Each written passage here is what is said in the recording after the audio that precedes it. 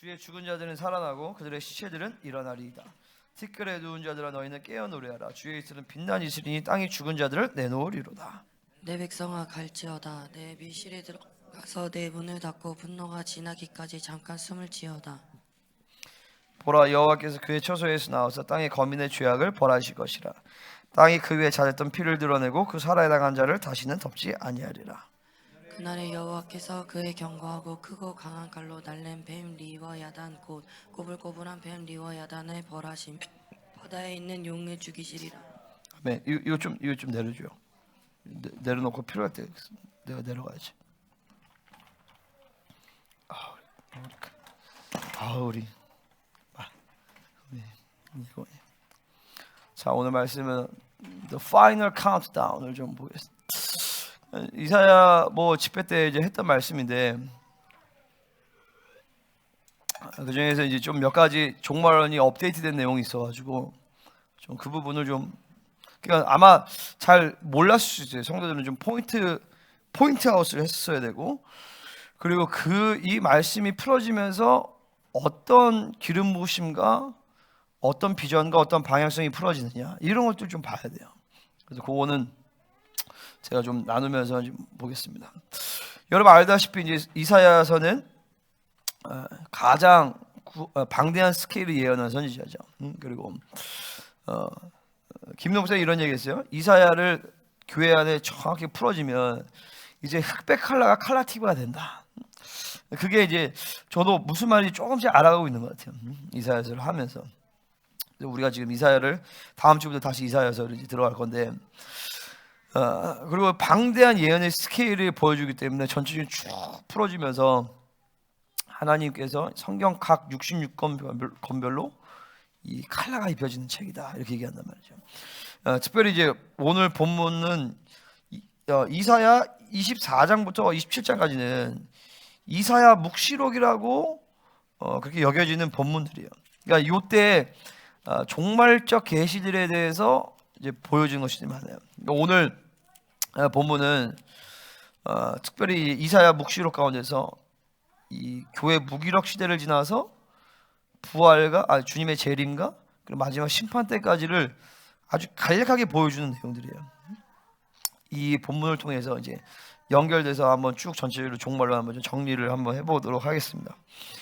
여기서 보면 18절에서 보면 이렇게 얘기가 나옵니다. 우리가 잉태하고 산고를 당하였을지라도 바람을 낳은 것 같아서 땅에 구원을 베풀지 못하였고 세계의 거민을 출생하지 못하였나이다. 이게 바로 이제 교회 무기력 시대라는 거예요. 뭐냐면 막 산고를 막 잉태를 한 것 같아. 그 전까지는 복음의 역사거든요. 막 확장하고 이 나라를 더 크게 하셨고 15절에 보면 주께서 이 나라를 더 크게 하셨고 이 나라를 더 크게 하셨나이다. 스스로 영광을 이 땅의 모든 게 확장하신다. 이거는 하나님의 나라를 얘기하는 거예요. 이스라엘 나라를 얘기하는 것이 아니라 주님의 초림 때부터 시작될 때 하나님의 나라가 계속적으로 확장되어지면서 복음의 역사가 막 편하게 막 간단 말이죠.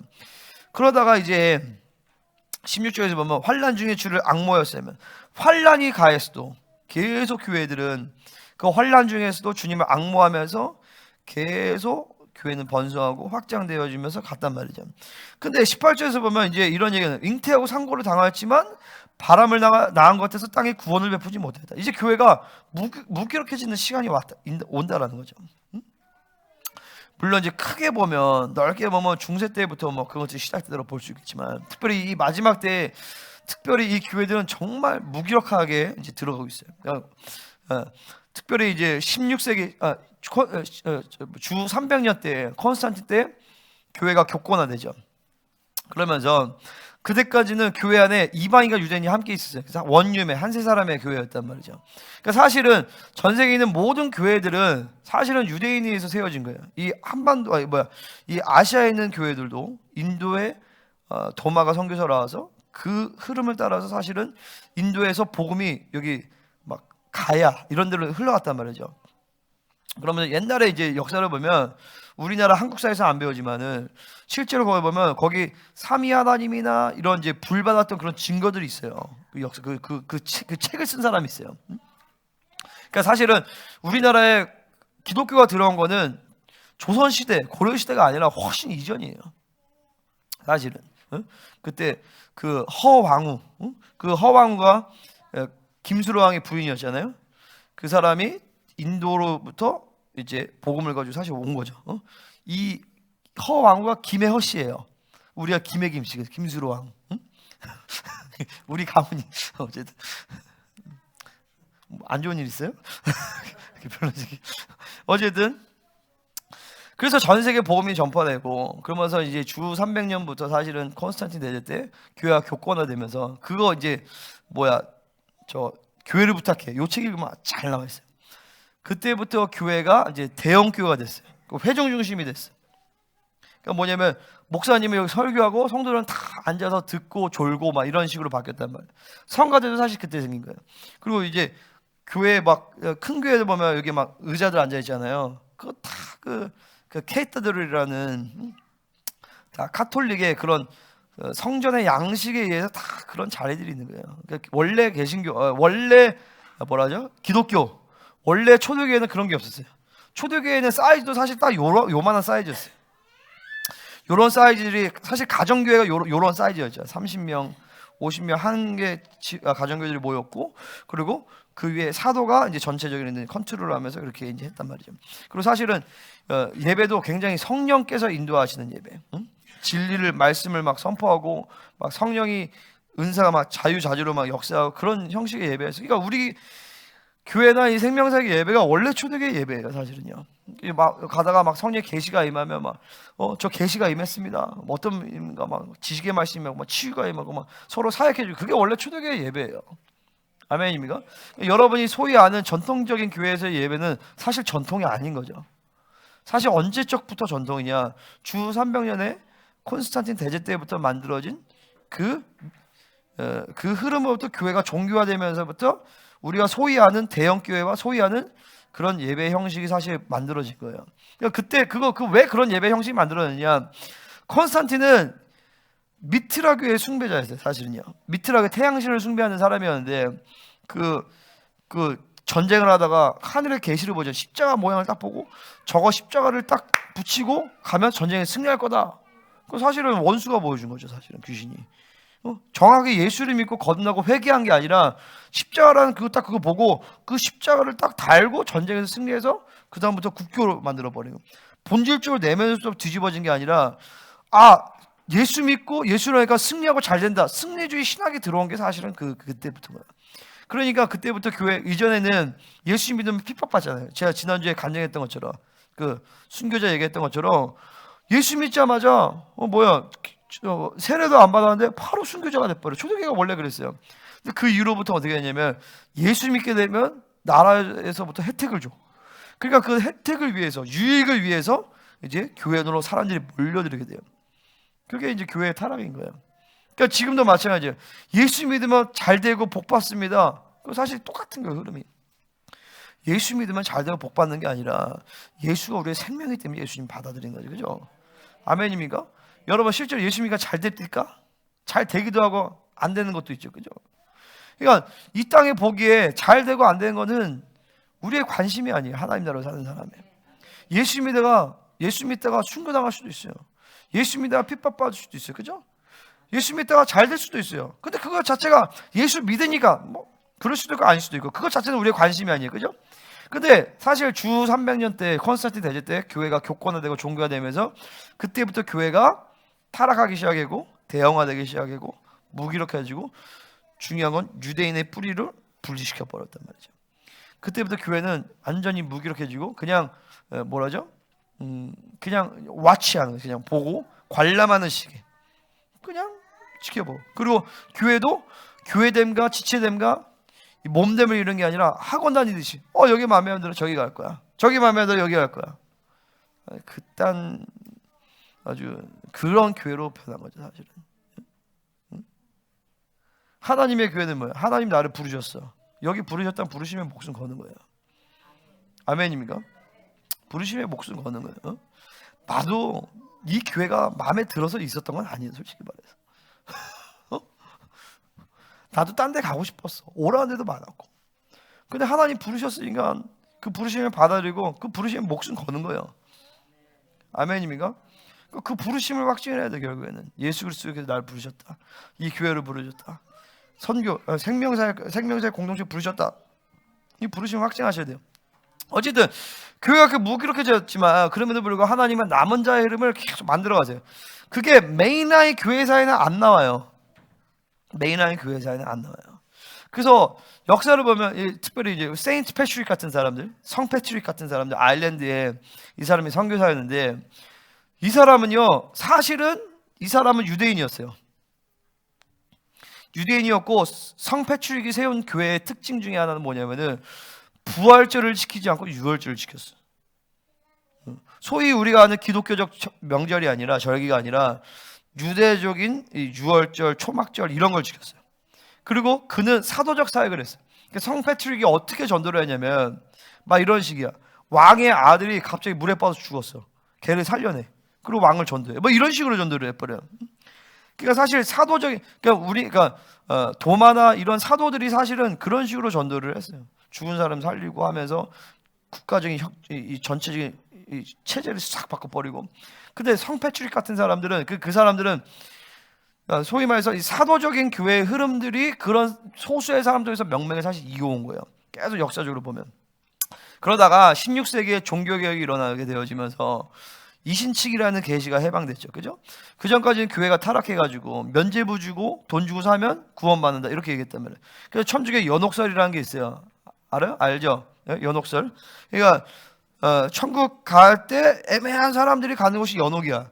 그 연옥에 있는데 남아있는 사람들이 면죄부를 사고 공을 많이 들이면 이 사람이 연옥에서 천국을 간다는, 이런 식으로 이제 면죄부를 엄청나게 팔아먹으면서 부를 축적한 거죠. 사실은 교황이. 응?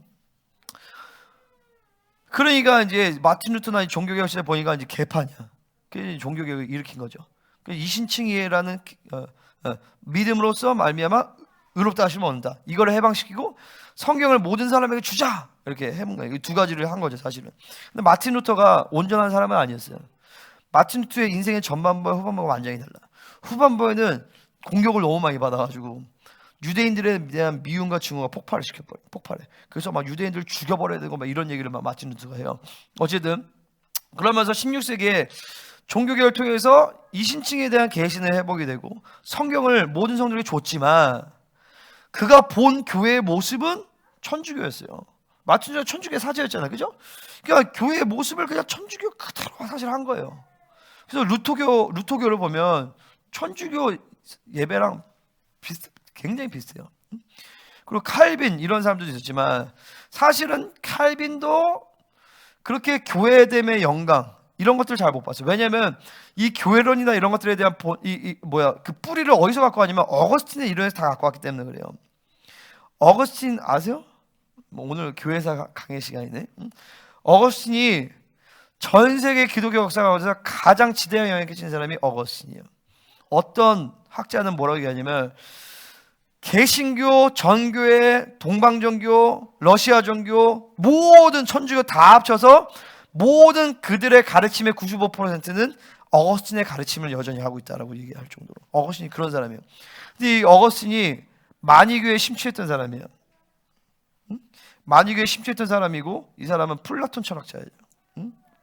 그러니까 두 가지 도서 이렇게 얘기하면서 이 영적인 것들에 대한 실체라기보다도 영적인 것과 그리고 육적인 것들에 대한 분리를 많이 이야기해요. 그리고 이 사람이 했던 어떤 잘못된 것, 뭐 여러 가지 흐름이 있지만 원죄에 대해서 잘못 불어났죠, 그죠? 그리고 교회론을 잘못 불어났어. 그래서 보이지 않는 교회와 보이는 교회가 있다.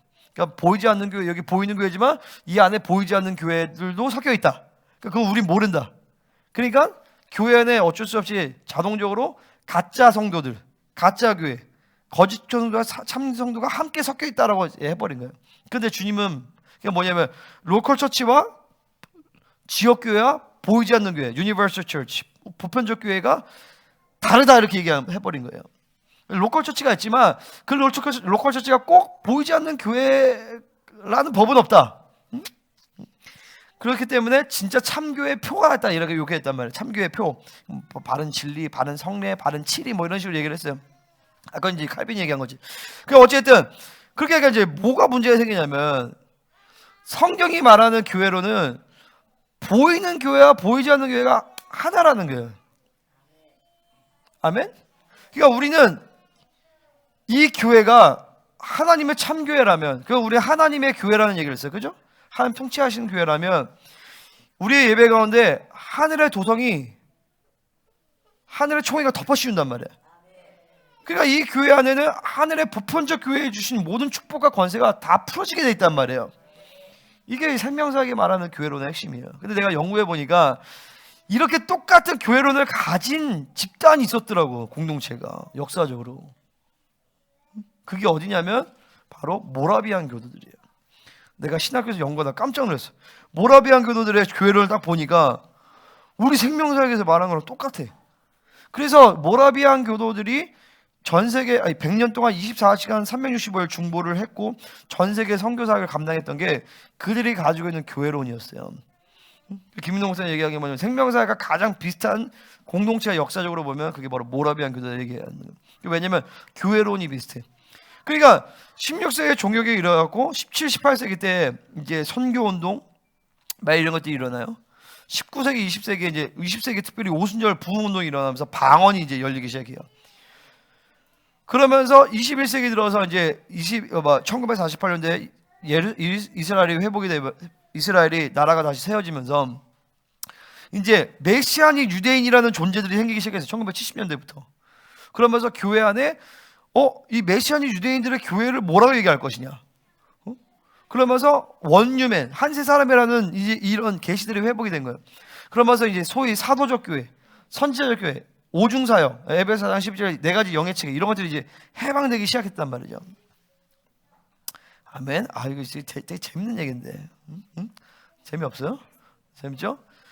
그렇게 되면서 이제 교회 무기력 시대가 또 동시에 같이 진행이 되면서 이제 하나님은 이 교회 무기력 시대를 이제 마무리를 하면서 가장 지극히 영광스러운 초대교회를 뛰어넘는 마지막 때 교회를 하나님이 일으키는 시즌이라는 거예요.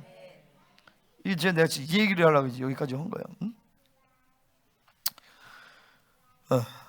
그래서 하나님은 이 교회 무기력 시대 끝에서 교회는 전부 다 죽어가고 있는데 적그리스도의 싸움에서 승리하기 위해서는 개교회가 절대 싸워 승리할 수가 없어요. 반드시 하나님이 두 촛대 연합된 교회를 일으키셔서 하나님 그 싸움을 하게 하실 것이고 우리 생명사역은 그 그림을 완성시키는 그런 공동체다라는 거죠. 아멘입니까? 자, 데살로니가후서 2장 3절 한번 보겠습니다.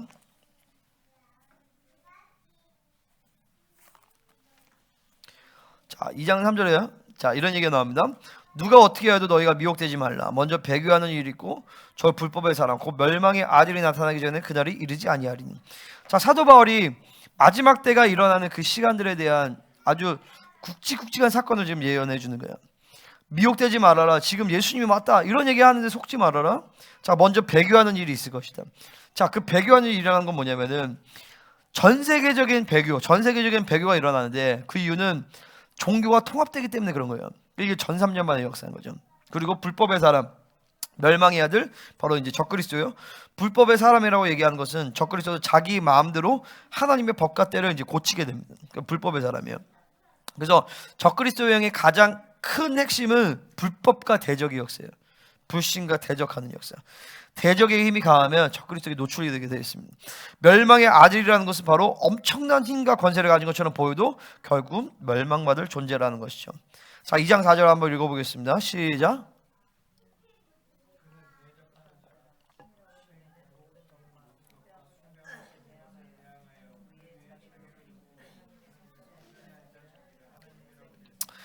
자, 이제 전 3년 만에는 이제 유대인들과 서로 평화협정을 맺고 이제 제3전을 짓죠. 그 전 3년 만에는 뭐 괜찮아, 잘 지냈어요. 그러다가 이제 후 3년 만에 자기 본색을 드러나요. 그러면 자기를 신이라고 불리는 모든 것과 숭배함을 받는 모든 것에 대항하여 그 위에 자기를 신 중에 신으로 높여요. 그래서 이거를 적그리스도의 사상적 배경이 바로 인도의 브라만 종교다라는, 인도의 힌두교가 바로 적그리스도의 사상적 배경에 대해서 자기를 신 중에 신으로, 거기는 예수도 포함되는 거예요. 그죠? 예수님도 신 중에 하나로 포함이 되고 자기를 그 신 중에 신으로 자기를 높이게 되어지는 역사들이 이제 후 3년 만에 일어나게 되어지는 것이죠. 그러니까 그게 바로 이제 안티오쿠스 에피파네스 때 그런 일이 똑같이 일어나요. 그러니까 이스라엘이 이때 항전하죠. 그때 항전했던 게 바로 이제 마카비 가문이에요. 그래서 마카비 시대라고 했어요. 그러면서 마카비가 승리하면서 하스모니아 왕조를 세우고 그 승리한 것을 기념하는 게 바로 수전절이에요. 그죠? 예수님이 수전절을 기념한단 말이죠. 이런 일이 이제 다시 반복이 되어지는 거예요. 후 3년 반에 이제 적그리스도가 자기를 신중의 신을 쓰고 그때부터 이스라엘의 남은 자들이 항전을 하고 그 마지막 항전 가운데서 이제 아마겟돈 전쟁이 이제 하고 주님이 재림하시는 거죠. 그리고 그 마지막 이제 하스모니아 왕조가 세우듯이 주님이 친히 하셔서 이제 예수 그리스도의 왕조가 시작되는 천년왕국 동안에 그게 이제 역사예요. 자, 이사야서 16장 19절로 다시 한번 돌아오겠습니다. 26장 19절. 자, 주의 죽은 자들은 살아나고 그들의 시체들은 일어나리이다. 티끌에 누운 자들아 너희는 깨어 노래하라. 주의 이슬은 빛난 이슬이니 땅이 죽은 자들을 내놓으리로다. 자, 이것은 바로 남은 자들이 부활의 소망으로 이제 일어난 것을 얘기하는 것이. 교회 무기력 시기에 끝나고 여기서 왜 그러냐면 이슬이라는 말 때문에. 이슬. 이슬은 미가서 5장 7절에서 보면 남은 자에 대해서 또 이슬이라고 얘기해요. 야곱의 남은 자는 많은 백성 가운데 있으리니 그들은 여호와께로부터 내리는 이슬 같고 풀 위에 내리는 단비 같아서 사람을 기다리지 아니하며 인생을 기다리지 아니할 것이라. 아멘입니까? 이제 전 세계는 사람들은 다 여론에 의해서 움직이게 되어 있습니다. 내가 어제 그런 영상을 봤어요. 지금 중국과 북한에서는 AI로 댓글을 조작한다는 거예요. 그래서 그게 얼마 전에 뉴스에 나왔대요. 누구와 친윤과 반윤을 갈라치게 하는 댓글을 만들어라. 그럼 AI가 기가 막히게 만든 그 댓글을 만드는 거야. 그러니까 지금 우리가 지금 보는 댓글들과 이런 모든 것들이 그러니까 얼마 전에 뉴스에 그렇게 나왔대요. 중국이랑 한국이랑 이제 축구를 하는데 응원 댓글을 하는데 93%가 한국이야. 7%가 중국을 응원한다는 거예요. 그것 자체가 말이 안 되잖아요. 그러다 갑자기 어떤 시간이 딱 됐는데 갑자기 90 몇 프로가 중국을 응원하는 댓글로 확 바뀌었어. 그럼 뭐겠어요? 중국에서 공산당 좌표를 찍어준 거야. 댓글 부대를. 그러니까 댓글 부대가 확 몰린 거죠. 근데 그 댓글이 막 해외에서 오는 거야. 해외에서. 그러니까 해외를 거쳐서 이제 오는 거죠. 그러니까 지금 딱 이 세계야. AI에 의해서 여론을 조장하면 사람들은 그 여론에서 다 움직이게 돼 있어요. 응? 그죠? 근데 남은 자들은 여론에 의해서 움직이는 자들이 아니에요. 아멘? 아멘? 우리는 하나님이 옳다고 하면 옳은 것이에요. 그럼 나도 마찬가지야. 사람이 옳다, 세상이 원한다. 그렇게 해서 심지어 성도들이 원한다. 성도들이 원한 것에서 받을 수 있지만 하나님이 그것을 확인하셔야지만 나는 움직여요. 아멘입니까? 내가 사람에 의해서 움직이면 난 사람의 종이지 하나님의 종이 아닌 거죠. 아멘입니까? 여러분도 마찬가지예요. 사실은요. 우리는 사람의 여론에 의해서 움직이는 존재가 아닙니다. 남은 자들은 사람을 기다리지 않아요. 인생을 기다리지 않아요. 이거 사람을 좋은 의미에서 긍휼함을 기다리지 않는 게 아니라 사람에 의해서 움직이지 않아요. 모든 삶의 중심이 하나님으로부터 시작하는 것이 바로 남은 자다라는 것이죠. 왜 하나님은 남은 자를 이스라엘로 표현하실까? 자, 이스라엘은 광야예요. 사막이 아니라 광야라고 얘기합니다. 그 사막은 뭐냐면 아무리 물이 들어와도 식물이 자라지 않아요. 하지만 광야는 우기철이 되면 이른 비가 내리고 늦은 비가 내려요. 우기철이 되면 풀과 꽃이 자라는 땅이 바로 광야인 것이. 광야는 죽은 것 같아 보이지만 죽은 땅이 아니에요. 살아있는 땅이에요. 왜? 최소한의 수분이 존재하기 때문에. 마찬가지로 그 이슬이라는 것이 이 남은 자가 이슬인데 이 세상이 아무리 어둠과 흑암과 광야 같은 이 세상이라 할지라도 이 남은 자들 같은 이슬이 존재할 때는 최소한의 생명력을 이 땅에 공급하는 자들이 바로 남은 자들인 것이죠. 이 생명을 계속 남은 자들을 유지하면서 부활의 시간을 맞이를 하는 것이 바로 이 남은 자들이 이 세상의 생명을 유지하는 원동력인 것입니다. 그래서 우리가 많은 것에 해서가 아니라 우리가 이 거룩을 유지하면 이 하나님의 임재를 유지하고 진리를 갖고 사수하면 하나님이 우리의 생명력을 통해서 열방을 회복시키신다는 것이. 자, 20절 같이 읽겠습니다. 시작. 밀실에 들어가서 내 문을 닫고 분노가 지나기까지 잠깐 숨을지어다. 자, 네 밀실에 들어가서 잠깐 숨으래요. 그러니까 환난의 시간 가운데서 하나님이 이스라엘을 혹은 교회를 숨기시는 시간을 얘기하시는 것이죠. 그럼 그 밀실은 언제냐? 밀실에 들어가서 언제까지 숨어 있는 것이냐? 바로 환난의 시간인데 다니엘서 9장 24절에 보면 70일에 대한 예언이 나오죠. 그죠? 70일에 대한 예언은 제가 예전에 하나님의 시간표 설교할 때 다 풀었어요. 그죠? 근데 지금 중요한 건 뭐다? 바로 우리는 62일에와 한일에 사이에 살고 있다. 그러니까 지금 중요한 건 뭐냐면 이 다음 한일에 이 7년이 언제 시작될 거냐가 굉장히 중요하다는 거예요. 그죠? 이 70일에가 다 마무리가 될 때 이스라엘이 회복이 된다라는 거예요. 그러니까 이 70일에 대한 초점은 어디냐? 바로 이스라엘에 있어요. 근데 이스라엘이 이스라엘만 일이 아니라 이스라엘이라는 시간표는 전 세계의 시간표이기 때문에 이스라엘이 회복될 때 만물은 다 회복이 되게 돼 있다라는 것이죠. 아멘입니까? 자, 그러면 전체적인 시간표를 이제 좀 본다라면, 자, 마태복음 24장부터 한번 보겠습니다. 자, 마태복음 24장 8절. 자, 성경을 피세요.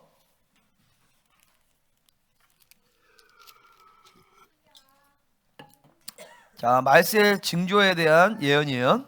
자, 8절을 읽어보면 이 모든 것은 재난의 시작이니라 이렇게 얘기 나오죠. 그죠? 그 나서 9절부터 사람들이 너희를 환란에 넘겨주겠으며 이렇게 나와요. 그러니까 8절 이후부터 진짜 환란이 시작되는 거예요. 그죠? 그 전에 3절부터 재난의 징조라는 얘기 나오죠. 무슨 징조가 있겠으면 그때 4절에 미혹을 받으리 미혹하리라. 6절에 난리와 소문, 그리고 7절에 보면 민족과 민족 나라가 나를 대적하여 전쟁이 일어난다. 그죠? 그 다음에 기근과 지진이 있을 것이다. 자, 이거는 계시록에 나오는 4가지 인에 대한 사건을 지금 예언해 주는 거예요. 아멘? 이거 제가 옛날에 다 얘기했어요. 그리고 4가지 보면 여기 3가지인데 왜 4가지냐? 누가복음 22장 동이 평행구절에 보면 여기서 안 나오는 내용이 전염병 이런 얘기가 나온단 말이죠. 그건 바로 넷째 인을 얘기해 주는 거예요. 응? 자, 미혹의 역사. 그러니까 이제 흰 말을 타죠. 그렇죠? 흰 말을 타고 막 이기로 이거 미혹의 역사예요.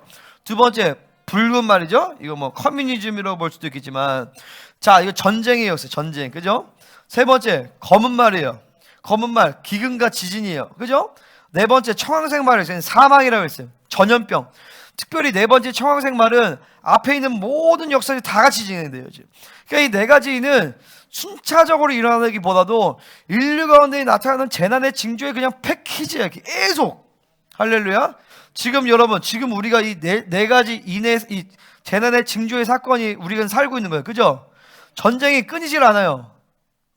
그리고 이제 코로나 이런 전염병, 그리고 여러분 이 기근과 재난이, 그리고 막 이 자연재해가 통계를 보면 최근 10년에 급증을 해. 급증을 한단 말이죠. 그리고 이제 다섯째 인이 순교의 사건인데, 그건 전 3년 만에 대한 사건이에요. 근데 전 3년 만에 들어가지 않아도 지금 인류 역사 가운데 가장 많은 순교자가 일어나는 시대에 우리는 살고 있어요. 사실은요. 그거를 우리나라에 있는 사람들은 이 감각이 없는데, 나도 감각이 없었어요. 근데 신학교 가서 성교학 시간에 통계를 보는데 깜짝 놀랐어요. 아니, 난 초대교회가 훨씬 많을 줄 알았어. 지금이 훨씬 많은 거예요. 지금 이슬람 국가들, 이란 이런 나라에서는 실제로 예수 믿어서 이 사람들이 순교가 되게, 얼마 전에 2007년도에 막 유명한 순교사가 터키에 막 사람들이 막 칼을 막 몇 번을 맞아가지고 순교한 사건이 있었잖아요. 그게 지금 사실 일어난 사건이다. 근데 아직 다섯째니 떼어진 것은 아니에요. 자, 24장 9절부터 12절에서 보면 너희를 환란에 넘겨주겠으며 너희를 죽이리니 너희가 내 이름 때문에 모든 미움을 받으리라. 그때 많은 사람 시치고 서로 잡아주고 서로 미워하겠으며 거짓 선지가 많이 일어나 많은 사람을 미워하겠으며 불법이 성함으로. 여기서 말하는 불법이라는 것은 세상에서 말하는 불법이 아니라 하나님의 법도에 대한 얘기예요. 그러니까 여기서 24장 9절부터 12절에 대한 말씀은 교회 밖이 아니라 교회 안의 환란에 대해서 얘기한단 말이죠. 성도들이 갖는 환란에 대해서 얘기하는 거예요. 이건 바로 전 3년에 일어나게 되어지는 뭐예요? 기독교 박해를 얘기하는 거예요. 왜? 종교 통합 이후에 일어나는 역사인 거죠. 이게 바로 다섯째 인의 역사예요.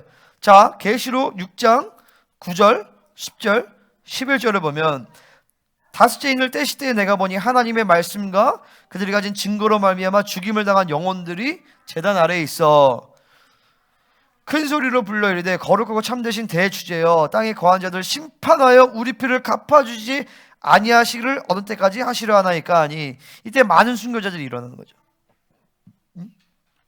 특별히 어떤 나라에서 순교를 하는가? 적그리스도에게 지배를 받게 되어지는 나라에서 이제 그때 남아있는 성도들은 순교를 하거나 이민을 가거나 하는 수밖에 없는 거예요. 아멘입니까? 이게 과연 그럴까? 그럴 겁니다.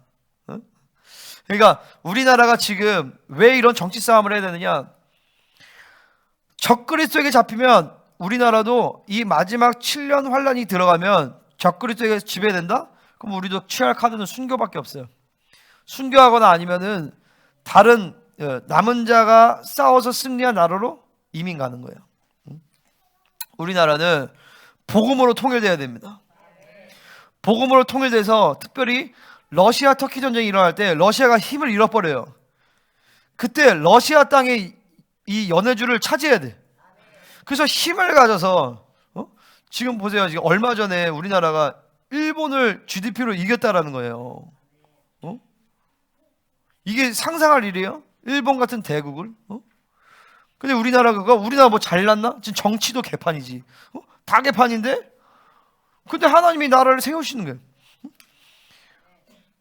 그거 참 말이 안 되는 얘기야.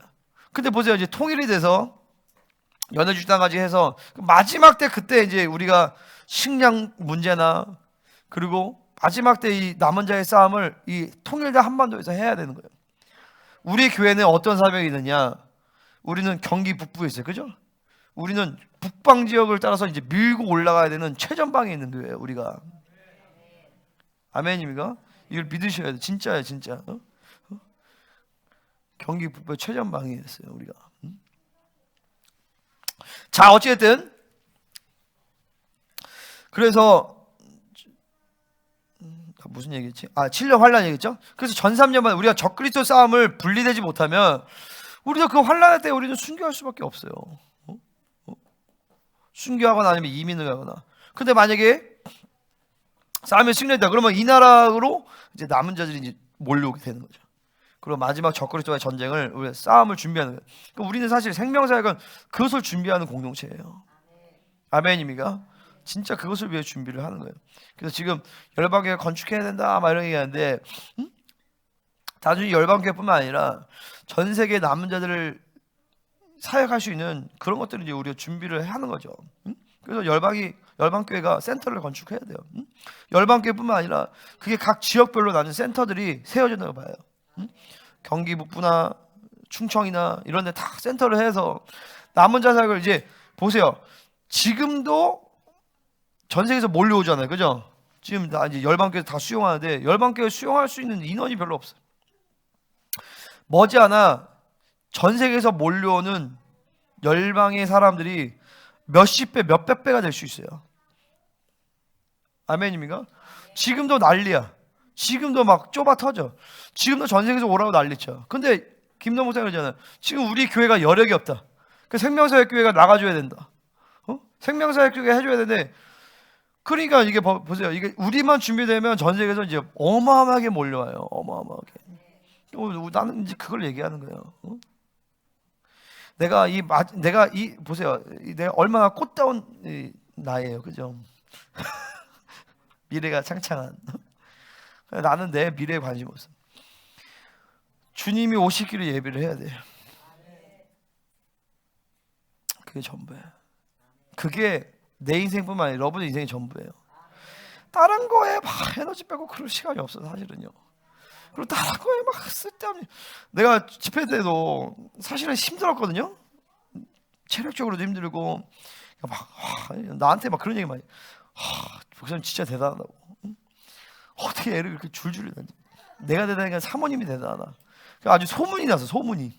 그래서 우리 친한 우리 이기훈 목사님이 다음 집회부터는 애기 2명 데리고 가야 돼. 야, 2명 가지고 난 4명 데리고 가야 돼 지금 다음 집회. 거기다가 막 성도를 사역해 줘야 되지. 막 여러 가지 막 신경 쓸 거 많지. 몸 힘들지. 근데 다 필요 없어. 죽기 살기로 믿음으로 계속 반응하는 거야. 하루하루를 계속 죽기 살기로. 오늘이 내 인생의 마지막. 그리고 그렇게 계속 믿음으로 반응하다 보면 어느 때 다 지나가게 돼 있어요. 그러니까 절대 여러분이 남아있는 인생 가운데서 평안한 삶을 생각하시면 안 돼요. 아멘입니까? 내가 운동을 요즘에 하니까 어제 못했는데 좋은 게 뭐냐면 운동을 계속 한계를 돌파하는 거잖아요, 그죠? 그러니까 운동을 안 하다가 막 하니까 힘들더라고. 막 한계를 돌파하는 그게 내 몸에 딱 배면서 딱 오면서 내가 이제 어떤 말이 되냐면, 그래, 영성도 똑같아. 영성도 한계를 돌파하는 거야. 정말 막 애기 때문에 힘들고 여러 가지 힘든 상황이야. 그때가 진짜 근육이 느는 시간이에요, 사실은요. 운동할 때 제일 중요한 시간이 그 계속 하면서 마지막 절정까지 갔을 때, 그때 하나 더 할 때 그때 근육이 생기는 거거든요, 그죠? 어? 그 힘들 때 그때 할 때 근육이 생기는 거야. 근데 영성도 마찬가지예요. 정말 기도할 수 없을 때 그때 기도해야 그때 영성이 되는 거예요. 믿음으로 반응하기 어려울 때 그때 진짜 믿음으로 반응해야 영성이 되는 거예요. 그러니까 집회 때 막 힘들었어. 좋은 거야, 아주. 왜냐면 우리의 영성을 하나님이 확장시키기 위해서 근육을 찢어버려야 되거든요. 영적 근육을 찢어야 거기서 이제 이게 되는 거야. 그것들, 지금 이제 그렇게 우리가 사실은 매일매일 살아가야 되는 시즌이에요. 그렇게 길지도 않아. 한 2, 30년만 계속 그렇게 살면 가장 최고의 영광으로 하나님이 여러분을 그 부활의 영광을 동참하실 줄 믿습니다. 그러니까 전 3년 반, 전 3년 우리가 중요한 게 그래요. 지금 이제 한반도가 중요한 시간이 그런 거예요. 지금 적그리스도가 분리가 돼서 이제 윤석열 말고 그 이후에 세워질 대통령을 정말 예수 믿는 대통령, 그래서 이 나라 민족을 초대 이승만 대통령이 이 나라 민족을 정확하게 디자인을 다 하나님의 계시를 따라 했듯이 이제 통일한국에 대해서 그렇게 할 수 있는 리더가 세워져야 되는 것이고, 교회들이 그것들을 준비를 해줘야 돼요. 그러니까 보세요, 이게 우리 기업하는 사람들도 그냥 좀 해서 교회 좀 헌금하고 빚 갚고 그렇게 살아야겠다, 벌써 꽝이야. 그런 생각하면 이 스케일을 받아들여야 돼. 아멘입니까? 마지막 내가 한국 통일 세대를 내가 준비하고 마지막 남은 자의 기업으로서 어마어마한 물건들을 풀어내면서 이 마지막 때 사명을 내가 감당한다. 아멘입니까? 목사님과 함께 이 사역을 감당하면서 그걸 같이 해야 되겠다. 나한테 주님이 그랬잖아요. 너는 내 종을 도와서 마지막 나의 신부를 세워라. 준비시켜라. 여러분들은 나를 도와야 돼요. 아멘입니까? 나는 리더를 도울 것이고 여러분들은 나를 도와야 돼요. 그래서 마지막 때 정말 우리에게 무슨 목표와 다른 관심이 뭐가 있어요, 그죠? 영성하고 주님 닮아가고 뿌리 체결하고, 그리고 마지막 때 자신의 인생을 막 주님 앞에 막 불살라서 나는 그래요. 이제 좀 그만 얘기하고 이제 갑시다. 자, 계시록 12장 6절에서 보면 자, 계시록 12장 한번 봐보세요. 자, 여기서 보면 여자와 용, 그 여자에 대한 이제 환상이 나오죠. 이것도 내가 참 이거 할 얘기 많은데, 자, 6절에서 보면 그 여자가 광야로, 이 여자는 누굴 얘기하냐? 이스라엘 얘기예요. 이스라엘. 뭐 크게 보면 교회로도 얘기할 수 있겠지만, 자, 여기서 보면 이제 용이 그 이제 3분의 1을 타락시켜서 죽이러 가죠. 그 다음에 여자가 이제 아들을 낳아요. 이 아들 남자인데 철장으로 만국을 다스릴 남자라. 이거를 보통 전통적인 해석은 예수 그리스도라고 봐요. 예수님을 볼 수 있어요. 근데 나는 예수님뿐만이 아니라 나는 좀 다르게 봐요. 어쨌든 하고 하늘에 전쟁이 있으니 이렇게 하고 쭉 하고 전쟁이 일어난 다음에 6절 먼저 보면 광야로 도망하며, 여기 밀실 중에 하나죠. 여기 나오는 게 숨는 거예요. 여자가 도망가서 1260일 동안 3년 반이에요. 그를 양육하기 위해서 하나님께서 예비한 곳이 있더라. 이건 전 3년만을 얘기해요. 그 다음에 하늘에 전쟁이 일어나게 됩니다. 하늘에 전쟁이 일어나면서 미카엘과 천사들이 용과 더불어 싸우면서 용을 땅에 떨어지게 한단 말이죠. 요번에 이제 새롭게 풀어진 계시가 뭐냐면은 두 증인의 사역이 후 3년만이 아니라 전 3년만이라는 거예요. 아멘? 그죠? 그런 얘기 들었죠? 근데 사실은 나는 계속 내가 전 3년만이라고 얘기를 했었어요. 그죠?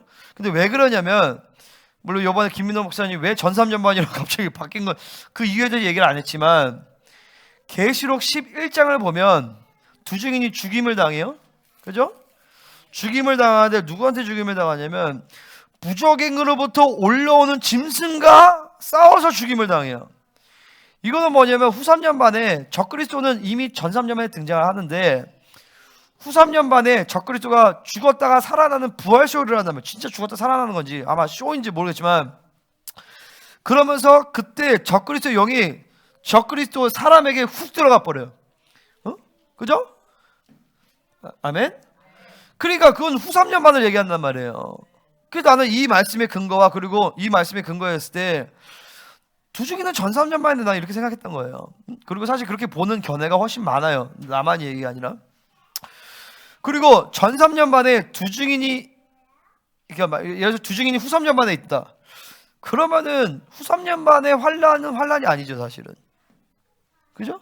후 3년 만에 환란의 초점은 뭐냐면은 이스라엘을 정말 연단하는 거예요. 그럼 이 남은 자들 정말 연단해서 마지막 이 거룩한 성화의 영화화 과정을 간단 말이죠. 근데 두중인이 있으면 두중인은 의지할 거라고 난 봐요. 그 전체적인 맥락에도 솔직히 난 봤을 때 맞지 않아. 그래서 난 전 3년 했던 거고 이번에 목사님이 전 3년 해서 나는 무지하게 기뻤어요. 무지하게 기뻤고 왜 그래야 전체적인 맥락이 또 맞아. 그러면 뭐냐면은 전 3년 만에 두중인이 사역한단 말이죠. 그죠?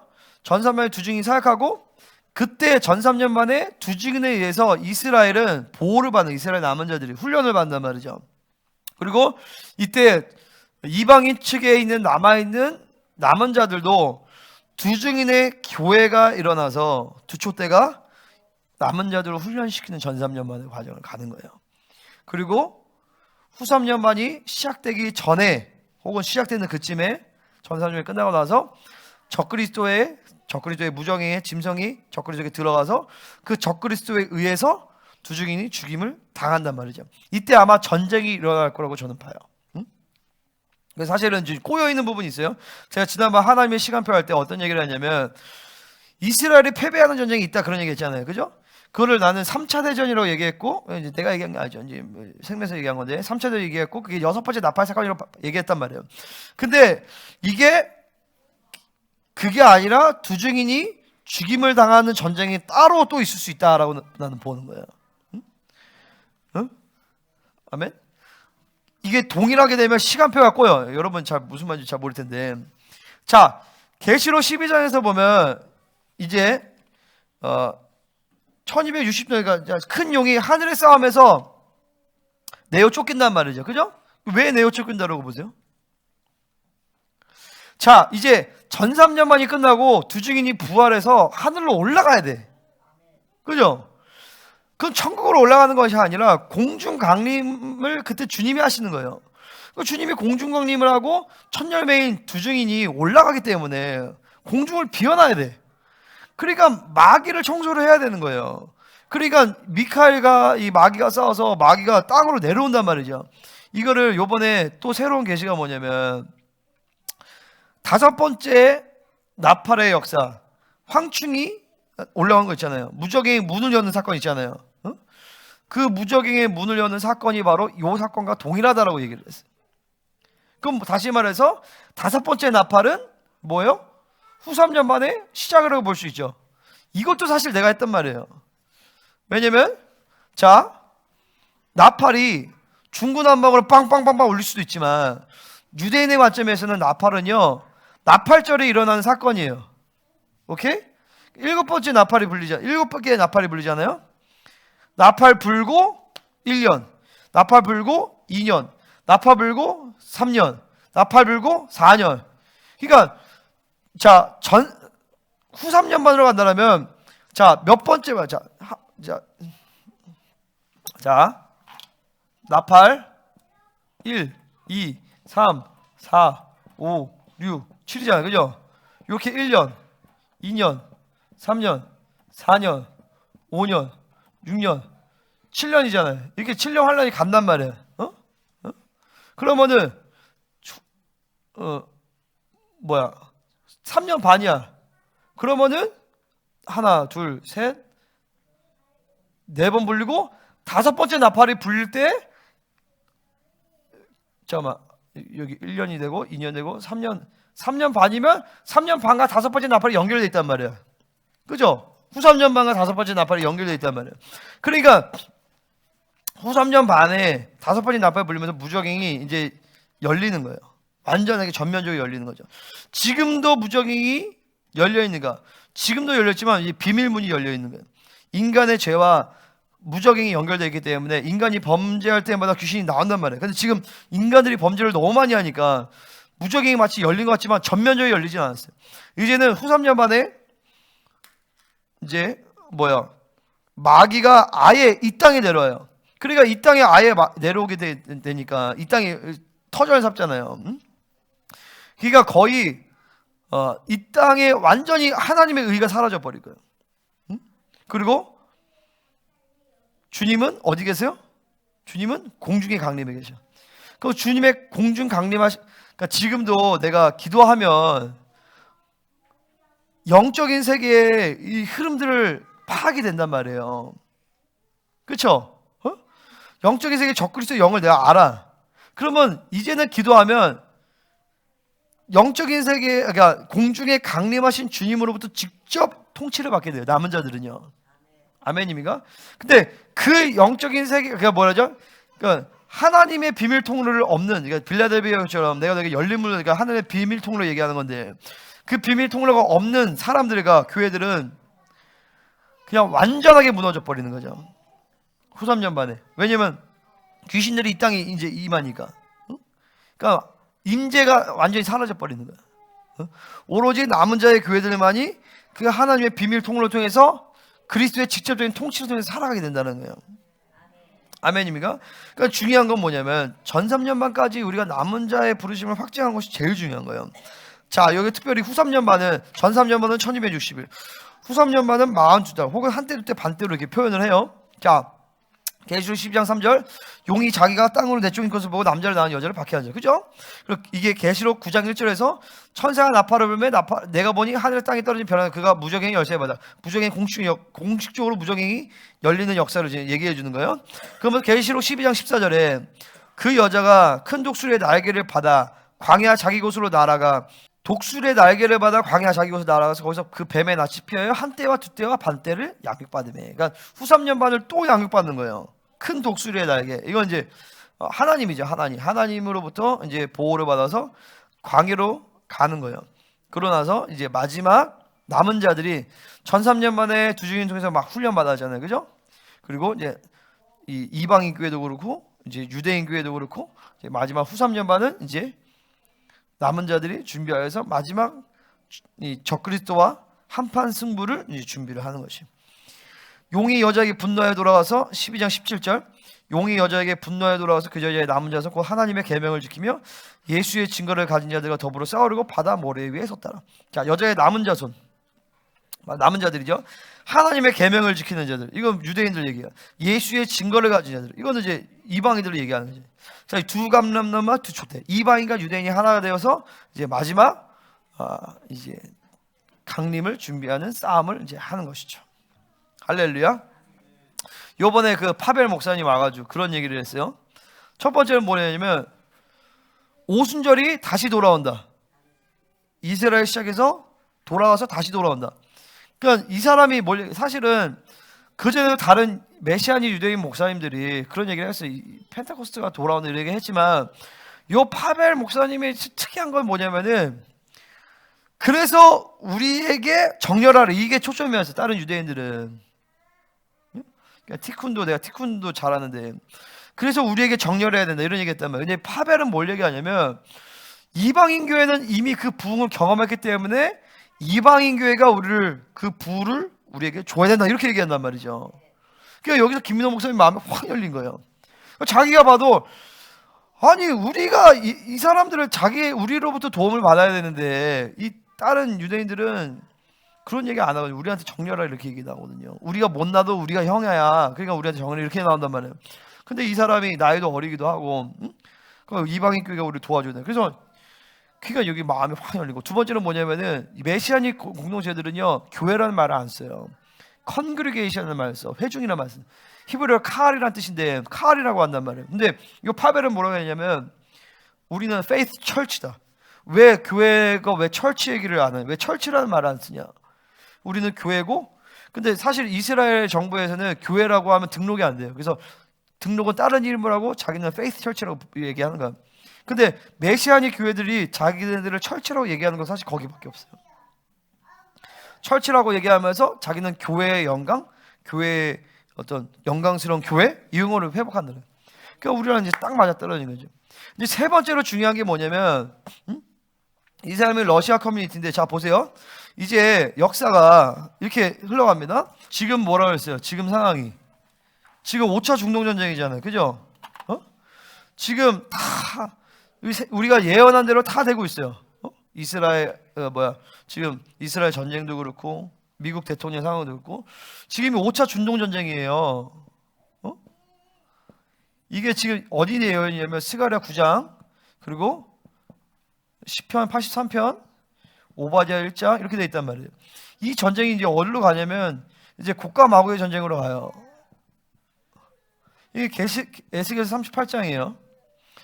여기서 이제 확전이 되어서 뭘 하게 되냐면 아브라함에게 주신 영토를 회복하게 돼 있어요. 아브라함에게 주신 영토를 회복한다. 이스라엘 승리하게 되겠죠. 그죠? 그러고 나서 얼마 안 있다가 저게 자 보세요. 제가 쉬미타 주기로 얘기했잖아요. 지금 7년 주기로 하나님 일하신다고요. 왜냐면 하나님이 71회라는 기간을 정해주셨고 그리고 마지막 한일회라고 할 때 그 한일회는 7년 주기를 얘기하는 거예요. 그래서 지금 7년 주기가 2022년부터 2029년까지가 한 주기예요. 그 다음에 2036년까지가 또 한 주기야. 그러면은 김노모 선 이번에 그런 뭐 캐치했지 뭐였지만 나는 요 4년 주기 안에 요 전쟁이 마무리된다라고 본다. 요 4년 주기가 지금 요 7년 주기를 얘기하는 거예요. 지금 2025년에 4년 남았잖아요. 그죠?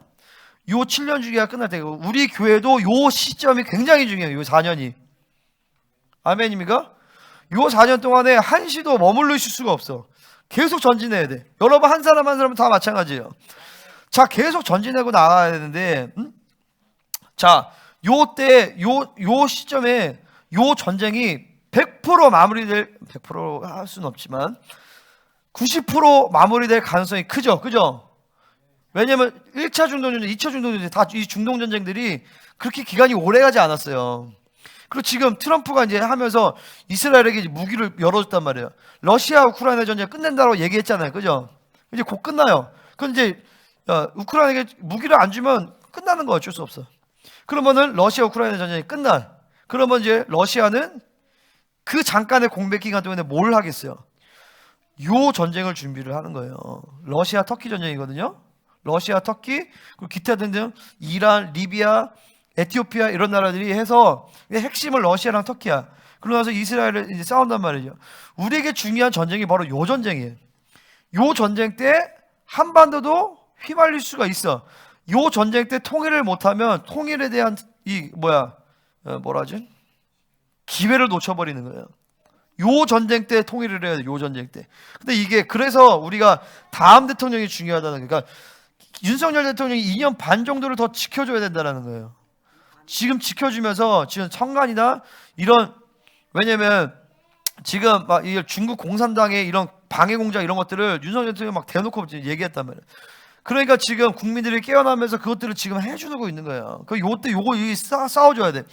윤석열 대통령이 개인적으로 막 잡신하고 이런 거 나 싫어. 그걸 얘기하는 게 아니에요. 근데 전체의 큰 맥락 김건희도 싫어. 나 되게 싫어 그 여자. 아주 여기 살이 갖고 오고 되게 싫었어. 근데 그게 중요한 게 아니라 전체적인 큰 맥락 가운데서 그걸 해줘야 돼요 지금. 그러면서 그 다음 대통령 때 요 전쟁이 터질 거란 말이에요. 그 지금 보세요. 내가 기가 막힌 게 이게 지금 우리 지금 생명사역 러시아 사역이 지금 열리려고 하잖아요. 지금 열려야 돼요. 왜냐면 이때는 전쟁이잖아요. 전쟁 가운데는 어차피 못 들어가요. 길이 막힌단 말이에요. 그러니까 지금부터 요 4년의 시간 가운데서 러시아 사역에 대한 남은 자들 네트워크를 구축을 해놔야 돼요. 그래야지만 이 러시아 터키 전쟁 이런 격과마의 전쟁이 일어날 때 그때 남은 자들이 그 내부에서 싸움을 하면서 남은 자들을 추스릴 수 있는 거예요. 그러니까 전체적인 맥락 가운데 지금 요 파벨 목사님이 연결된 거는 굉장히 중요한 일이고 할렐루야. 그리고 우리 교회도 분명히 역할이 있다. 나는 믿어요. 왜냐면 뭐 나를 통해 여기 그리고 사실은 그때 조선택이 그 와야 되는데 걔가 딱 그 러시아 통역자인데, 걔가 내 친구인데, 아무튼 그래요. 또 몰라. 내가 연락하면 올 수도 있어 지금. 할렐루야. 그러니까 나는 이게 타이밍이 기가 막힌 거예요. 어떻게 이때 와가지고 이 문을 열고, 그 목사님이 아버지가 비샵이에요. 아버지가 굉장히 영향력 있는 목사님이에요. 러시아 우크라이나를 왔다 가면서 사역한대. 그러니까 이 사람은 우크라이나 사람이에요. 부인은 고려인. 근데 부인은 처갓집이 한국이야. 안산에 있어. 그러니까 엄마 아빠는 한국말을 잘한대. 근데 자기는 못해. 근데 엄마 아빠는 또 불신자야. 우즈벡에 있다 왔대. 내가 또 우즈벡에 있다 1년 있다 왔잖아. 아무튼 그래가지고 이제, 근데 아버지가 러시아 우크라이나 왔다 갔다 하면서 거기 이제 러시아 성령 사역하는 사람들이 있대요. 그러니까 사도적 사역하는 사람들. 그래서 요번에 이제 얘기가 나온 게 러시아의 목회자 집회, 그리고 이스라엘 내부에는 러시아 커뮤니티 집회. 그래서 이스라엘 집회를 1년에 2번 할 수도 있다. 이게 나온 거예요. 근데 지금 이게 딱인 거죠. 딱인 거, 전체적인 맥락을 봤을 때. 그러니까 여러분 보세요. 앞으로 요 4년 안에 굉장히 중요하고, 그 다음에 분명히 이 전쟁, 나는 4년 안에 이 전쟁이 난다고 봐요. 전쟁 나고, 요게 아직 내가 이제 아리까리하고 헷갈리는 게 38장 39장이 같은 전쟁이냐 다른 전쟁이냐. 김동수는 다른 전쟁이라고 했는데 난 솔직히 잘 모르겠어. 이거 같은 전쟁 같아. 근데 어쨌든 요 전쟁이 같은 전쟁인지 모르겠어요. 근데 어쨌든 요 이후에 7년 동안 무기를 정리하는 시간이 있어요. 그래서 나는 7년 동안에 정리하는 시간이 있을 거라고 봤는데 그 얘기를 안 하시더라고. 그래서 만약에 아니면 요 전체가 7년으로 갈 수 있어요. 그죠? 요 전체가, 혹은 모르겠어. 어쨌든 그래서 2029년도에 이 전쟁이 대충 마무리된다고 하면 요 고까먹을 전쟁 플러스 마무리된 것까지 대충 7년을 잡는다 쳐봐. 그럼 36년을 친단 말이에요. 그러면 36년 이후에 전삼전망이 시작될 수 있는 거예요. 그러니까 그건 몰라. 그러니까 중간에 낄지 안 낄지, 이게 7년이 갈지 1년이 될지, 그건 나는 모른단 말이죠. 그러니까 중요한 건 뭐예요? 앞으로 4년이 우리에겐 굉장히 중요하다. 아마 4년 정도 지나면 그 다음 시간표에 대한 계시가 분명해질 거예요. 그러면 어떻게 달려갈지 보는데, 나는 이 앞으로의 4년이 우리에게 어떤 시간이 돼야 되냐, 세계 사역을 할 수 있는 준비는 돼야 된다는 거예요. 24시간 중보, 초중고 아이들, 우리 애들 싹 다 세워지고, 그리고 교회 기업들 12개 교회 기업들이 돌아가고, 그리고 이때부터 나는 본격적으로, 몰라, 이때부터라기보다도 이 지교회를 세워요. 그 지교회를. 그래서 최소한 경기 북부에 지교회를 세워야 돼. 아니면 개척을 하든 해서 경기 북부 지역의 도시들마다 생명사역 교회가 없는 교회들 가운데 다 교회를 세워버리겠다. 이게 이제 나의 전체적인 흐름이에요. 그리고 그래서 이제 열방교회와 함께, 열방교회는 계속 그 센터의 역할을 계속 할 거예요. 근데 우리가 최소한 경기 북부 지역 쪽에서의 센터 역할을 감당해주면서 전 세계 사역을 같이 해줘야 된다. 이제 앞으로 전 세계 가운데 몰려오는 남은 자들의 숫자는요, 지금보다 상상을 초월할 것이에요. 아멘입니까? 그러니까 여러분들이, 우리가 이제 그런 준비를 해야 돼. 자, 그래서 이사야서 26절 21절 다시 이제 돌아간다면, 자, 보라, 여호와께서 그의 처소에서 나와서 땅의 거민의 죄악을 벌하실 것이라. 땅이 그 위에 잦았던 피를 드러내고 그 살해당한 자를 다시는 덮지 아니하리라. 자, 적그리스도가 이제 세계 정부의 왕이 됩니다. 자, 이런 전쟁들을 거치면서, 특별히 이 러시아 터키 전쟁 하면서 이제 전 세계 이제 전쟁에 대해서 환멸을 느껴요. 그러면서 이제 적그리스도가 등장하고 이스라엘과 이제 서로 이제 쇼부를 하면서 세계 정부가 구성이 되어질 것이고, 그러면서 적그리스도가 이제 세계를 지배하겠죠. 그때 이제 종교 통합, 세계 종교가 드러날 것이고, 그때 적그리스도의 통치에 들어가는 나라는 이제 예수를 버리고 종교 통합에 들어가든지, 아니면은 이제 순교하든지 뭐 그럴 것이, 아니면 이민을 가든지. 그때 마지막까지 항전하는 국가들이, 어린 양의 국가들이 이제 몇 개의 나라들이 있는 거예요. 바라기에는 한반도가 그런 나라가 돼야 되는 것이 무조건. 아멘입니까? 그럼 미국도 뭐 그런 나라가 될 수도 있고, 한반도가 그런 나라가 돼야 될 것이고, 그때 이제 마지막 적그리스도가 자신의 지배에 들어가지 않는 나라를 정벌하는 전쟁이 바로 마지막 아마겟돈 전쟁이에요. 근데 이제 내가 이제 약간 헷갈리는 게 있어요. 여섯 번째 나팔 전쟁이 무슨 전쟁일까? 그러니까 내가 헷갈린다기보다 나도 헷갈리지만 그분도 헷갈리시는 것 같아. 그래서 내가 보면 그러니까 성도들은 잘 못 알아차리겠지만 꼬여 있어요, 약간의. 왜냐면 다섯 번째 나팔이 아까 후삼전만으로 들어간다고 했잖아요, 그죠? 근데 후삼전만으로 들어갈 때 두중이 죽는단 말이야. 그리고 이스라엘이 그러니까 두중이 죽는 거는 어떤 전쟁에서 진다라는 거예요. 그러면 그거를 원래 어떤 전쟁에서 지는 거를 3차 대전으로 봤단 말이에요. 여섯 번째 나팔 전쟁으로. 그러면 3차 대전은 그러면 후삼전만이 돼야 돼. 그럼 다섯 번째 나팔과 여섯 번째 나팔이 한 번 동시에 울리는가? 무슨 말인지 알아요? 아니면 전쟁이 두 가지인가? 아니면 여섯 번째 나팔은 아마겟돈 전쟁의 일환 가운데서 중간에 나오는 건가? 아마겟돈 전쟁 직전에 나오는 건가? 이런 것들이 시간표에 좀 꼬여 있어. 그래서 이제 좀 헷갈려, 이런 것들은. 근데 어쨌든 중요한 건 뭐냐면은 지금 앞으로 나가오는 이 4년 주기 안에서 5천 정도 전쟁이 마무리되고 러시아 터키 전쟁이 일어나기 전에 러시아 사역들과 그리고 아마 터키도 열릴 것 같아. 터키도 열릴 수 있어. 지금 이제 동남아가 또 이제 열린다고 하는데 어쨌든 그런 전체적인 맥락을 우리는 같이 봐줘야 돼. 그래서 마지막 때에 이 적그리스도가 세계 정부의 왕이 돼서 후삼전만의 전쟁을 이제 하는 거죠. 그 세계 정부의 모든 통제권에 반항하는 나라들에서 전쟁을 시작하고 다니엘서 11장에서 보면 마지막 이제 적그리스도는 아프리카에서 아프리카 정벌을 하고 다른 여왕들이 이제 세계 정벌을 끝나고 이제 예루살렘을 쳐들어온단 말이에요. 적그리스도는 남쪽에서 올라오고, 그죠? 이집트를 통해서 남쪽으로 올라온단 말이에요. 그때 네게부 지역에서 메시아니 유대인들이 적그리스도와 항전을 하고, 그리고 이 예루살렘에서는 열왕들이 예루살렘을 포위하고 그때 막 마지막 싸운단 말이죠. 그때 마지막 이 유대인들이 항전을 하면서 메시아여, 당신이 예수하여 당신이 메시아라면 지금 오셔야 됩니다 라고 딱 할 때 주님께서 이제 하늘을 쫙 열리시고 왕같은 제사장들에게 얘들아 이제 됐다, 이제 때가 되었다, 나의 백성을 구원하러 가자 할 때 왕같은 주님과 함께 백마하고 짠짜잔 촥 강림을 하면서 예수님이 감람산과 어디요? 감람산과 시온산에 딱 서실 때 산이 쫙 갈라지고, 그때 요번에 얘기했죠, 파벨 목사님이 그 산 사이에 틈이 어마어마하게 벌어져 있다. 그 틈 사이로 헐몬산으로부터 이슬이 쭉 들어서 엄청난 물이 내장되어 있다는, 물이 쫙 갈라지면서 기드론 골짜기로 쭉 살아나고 그 물이 사해까지 흘러가면서 사해가 살아나고 이 시온산은 공중으로 쭉 부상을 하죠. 그러니까 그 밑에 깔아졌던 황금문이 쭉 드러나면서 우리 주 예수님께서 그 황금문으로 왕같은 제사장이 함께 쭉 입성하는 시간들이 이제 얼마 남지 않았다는 것이. 그러니까 그 시간에 들어가는 사람들은 누구냐? 바로 왕같은 제사장들은 누구냐? 바로 계시록 몇 장이에요? 20장 4절에 보면 또 내가 보좌들을 보니 거기에 앉은 자들이 있어 심판하는 권세를 받았더라. 내가 보니 예수를 증언함과 하나님의 말씀 때문에 목배임을 당한 자들의 영혼들, 예수를 증언함과 하나님의 말씀 때문에 순교한 자들이에요. 순교한 자들.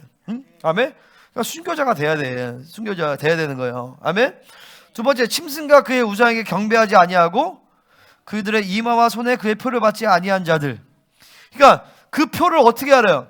자, 계시록에 보면 뭐라 나오냐면 총명이 있는 자는 그 수를 안다라 했어요. 뉴스가 깨끗해진 자예요. 그러니까 핸드폰과 이런 컴퓨터에 자기의 뉴스가 더럽히지 아니하고 이 더러운 사상과 세상의 이 음녀에 타락된 진리에 농락되지 않은 사람들이에요. 아멘입니까?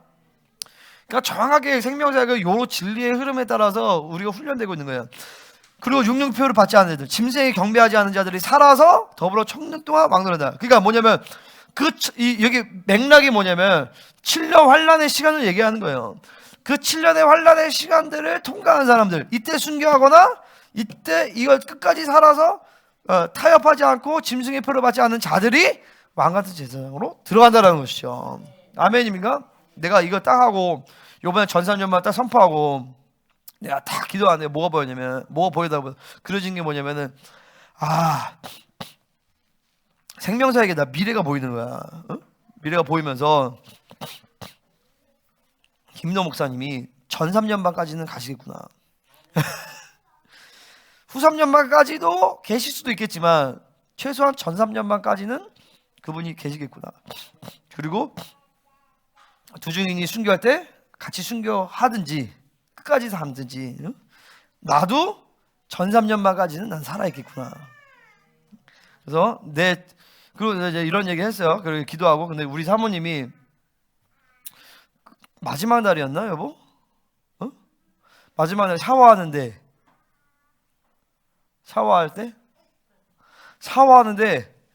내 마지막이 막 보이더래. 그러면서 여보 그동안 뭐 고마웠고, 그러면서 나한테 마지막 인사를 순교 전에 하는 것들을 자기가 막 이게 보였다는 거야. 그러면서 울먹울먹하면서 나한테 얘기를 하더라.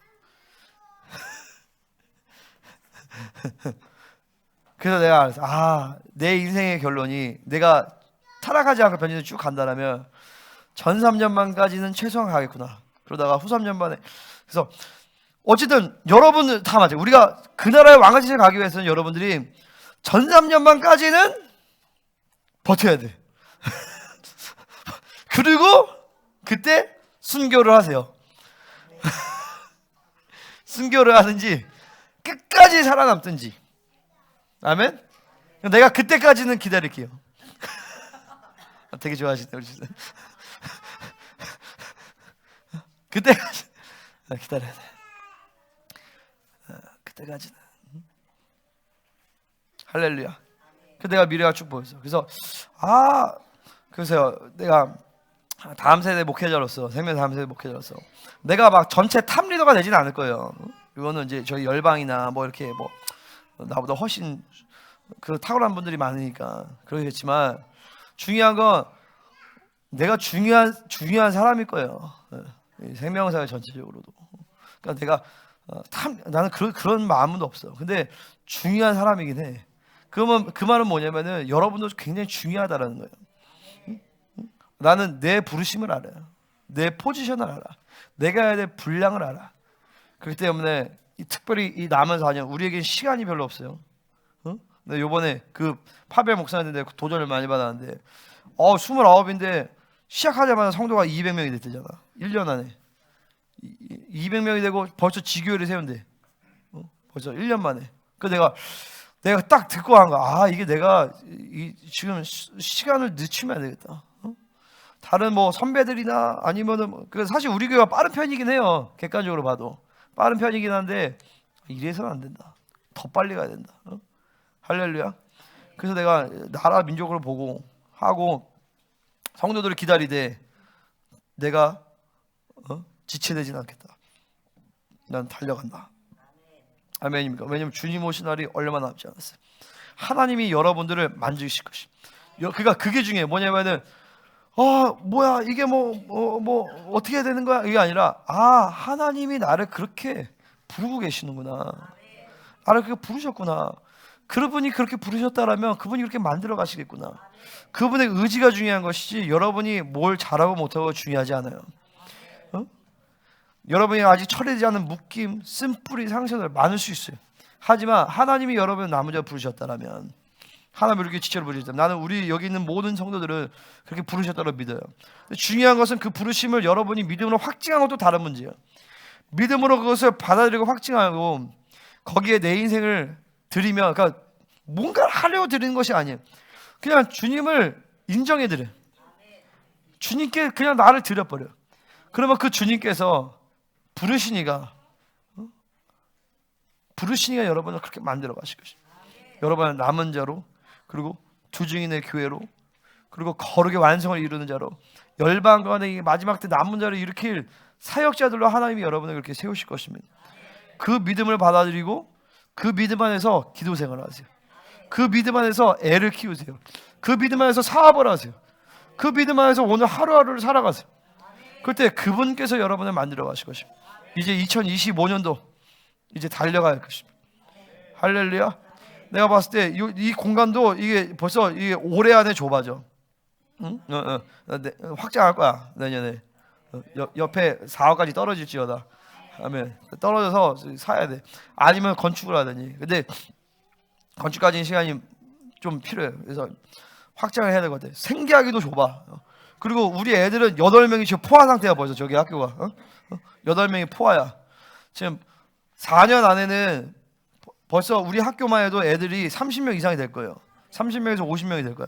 그러니까 그거를 준비를 해야 돼. 우리는요. 아멘입니까? 여러분의 어떤 개인적인 묶임과 한계, 어떤 문제 여기에 자꾸 연연하면서 시간을 끌지 마세요. 치고 나가야 되는 거예요. 할렐루야. 2020년은 우리 치고 날려. 파이널 카운트이 이제 시작이 된 거야. 아멘입니까? 할렐루야. 자, 2020년으로 달려나가기를 소망합니다. 보세요. 여러분이 결국에 이 교회에서 주님 앞에 섰을 때 가장 영원한 모습으로 가게 될 것입니다. 자, 우리 한번 같이 기도하겠습니다.